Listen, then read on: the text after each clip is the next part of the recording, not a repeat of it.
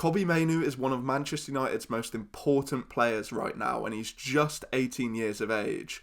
But how much has he improved from when he made his debut for the club last season? I've decided to go back and take another look back at that game against Charlton in the Carabao Cup, which saw Mainoo make his debut at just 17 years of age. And I thought that today it would be a good idea to kind of show you some of the examples from that game, the good and the bad, and what he's improved on altogether.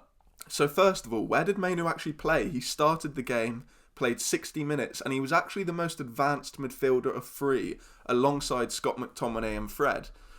He was often found in these kind of spaces highlighted, kind of just in behind Anthony Elanga, who was playing striker in that game. And yeah, picking up quite higher pockets of space than we're used to seeing right now, but also dropping deep and doing what he is known for now, kind of escaping the press, finding space to help progress. But yeah, it was quite interesting to see him that high up. It was kind of a typical cup game, which kind of escapes your mind once it's passed. But going back and watching through, it's really interesting to see the kind of positives and negatives that Mainoo showed. So first of all, we'll look at a couple of those positives, especially ones that we know right now. Of course, Mainoo is excellent at kind of identifying space, moving into it, and then helping United progress. We're seeing it so much this season. His calmness in possession, of course, helps. And a few of these examples, just right in the first couple of minutes of the game, you see him just picking up that little pocket in between four players and receiving it from central and playing it back out wide. Of course, a lot of these things are going to be quite simple and not too extravagant, because Mainoo didn't have an amazing game. He had a solid game, and but I still think it's useful to kind of look back, and especially kind of some of the things which didn't go so well for him in the game. But going through a couple of these kind of phases throughout the game, I noticed a couple of double movements, which I'll go a bit more into detail in a sec. But yeah, you just see Mainoo there, dropping into a pocket to receive from Maguire, that outside the foot touch, which is obviously something that he does a lot now, and it was interesting to see him do it quite a few times in this game as well, and just popped it wide for the ball to go back inside to Scott McTominay. Just a nice little phase of play that he was involved in there quite early on in the game. And we keep kind of seeing Mainoo being the link player, which is a really positive sign in his first game. And of course, he's gone on to prove even more that he can be that player to kind of link the play in between. You see another example there where he picks that little space in between the four defenders. And this is a space which he was finding a lot in this game, that kind of right half space. And it's interesting to note that that is the kind of similar space where he made the run to help United score the winner against Aston Villa the other week. He likes kind of moving into that role, and it was quite evident from his debut game. But this one's probably my favourite one, because Mainoo is very high, right up against the defensive line there, and United are circulating the ball on the left-hand side. But you notice in this phase of play that Mainoo's constantly scanning his surroundings and looking for space, and he identifies that right there.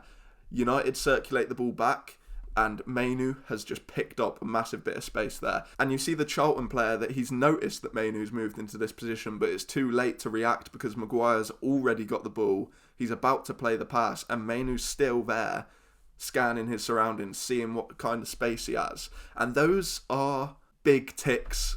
Obviously, we can say now in hindsight, because Mainoo's doing really well for the first team, but at the time, these are big ticks for the kind of progression into the first team that he was going to have. Always scanning, always kind of trying to identify those spaces. You see, that man has really come to press Mainoo now, but he doesn't panic. He knows where his players are, and he just pops it off to Wan-Bissaka and gets clipped in the process afterwards. But yeah, that's something we've seen many times this season now, and it's nice to see that that's a link from his debut to now. And of course, I also mentioned those double movements that Mainoo's quite known for now, kind of stepping one side to then bounce to the other side to create that space for himself. And he done it really effectively in one particular example, but there's I think 2 or 3 here that we can go through. Quickly looking, and he's actually inside the box, essentially playing a number 9 role right there because Alanga's drifted wide a little bit, and Fred has the ball on the edge. He actually makes a movement in this first image to step to his right, and you see that the defender's quite flat-footed. He's face on against Mainoo, and he quickly just makes that dart to his left. And of course, this stuff sounds simple, but these are the movements which good players make to create that half a yard of space to receive the ball. And he receives, he takes it on the back foot to get on the half turn. Again, kind of a straight tick for that development as a central midfielder, even though it's in the opposition box. But then he tries a little back heel flick to Elanga here, which doesn't work out. But there's still really just promising fundamentals from that, which he's took on over the last year. This is the one which I really like, though. Mainoo is actively running away from the ball, running to kind of the right wing area-ish. But then you see just that little step, and the defender's not making that step yet. Mainoo's taken advantage of that and dropping straight into that space, and he receives the ball and passes it on. But it's nothing extraordinary, like I say. But those kind of little bits are things that when I was watching it, I just noticed straight away, because that's what he's doing on a weekly basis now for United. So yeah, I think that's a really nice one. And now we'll kind of look at a few of the mistakes which he made throughout the game, which there weren't many, because he just had a pretty solid game. He was quite quiet, probably not as involved as he is in a lot of games now, but that's expected. He was 17 and he was making his debut for Manchester United. I think it couldn't have really been much of a better debut for a centre midfielder, but there was obviously still a few small mistakes, so we'll just have a look. And I think all of these kind of link back to a comment from Erik ten Hag recently. And he mentioned when he came into the club that first autumn, he noticed Mainoo and he knew that he had the kind of talent, but he was going through maybe the motions in the youth sides, because that's what players of that ilk can get into a habit of, kind of knowing that they're better than players, kind of taking shortcuts. And he made sure to fix that up. And we see that in some of these clips. You see here, Mainoo's got the ball here, and it is quite an easy pass for a player of his ilk. He's got pressure on, but he can make that pass, but he just basically drags it back too much and loses possession there. But I think we all know that that's a pass that Mainoo makes basically every game if he can now. So that was an interesting kind of point. But these two on the defensive side are something that I think Mainoo's really improved on, even though he's not perfect defensively. If you just see here, the ball has Fred and McTominay have both gone into that man. The ball's popped out and coming towards Mainoo, but you see that he's just not prepared for that ball to come to him. And his body weight going the other way, the opposition's body weight is going towards the ball. He's anticipating, Mainoo isn't, and he manages to nick the ball ahead of Mainoo. But he still tries to get there with that long slide tackle that has proved useful a lot of times this season. But I think he was relying on it a little bit too much in a couple of moments, one we'll see again in a sec. But I think that goes in line with the comments from Ten Hag, where Mainoo might have been relying on his physicality above his age mates in the youth side. And that kind of translated a little bit here. That might be a bit of a reach, but I do think it makes sense with the comments that Ten Hag made and the improvements that Mainoo's made, getting used to not relying on his physical abilities against maybe smaller players. You see the next one is quite similar. He's got the man running towards him and he's not really prepared for that battle and that duel, and you see that he does get bypassed here quite easily, and then he commits a foul on the edge of the box, which ends up going over the bar anyway. But I think the point behind those two defensive situations being highlighted is that it just seemed like a little bit of complacency creeping in because of how much he was used to dominating those midfield battles against smaller players, essentially, because he was already, despite being 17, 16, one of the larger players. He knew how to use his body against those players, but it took him getting used to doing that against kind of seasoned professionals in the game, and that's what he's doing this season. But yeah, that's just an interesting one. And then of course you've got this final example on the attacking side, but still a similar kind of point behind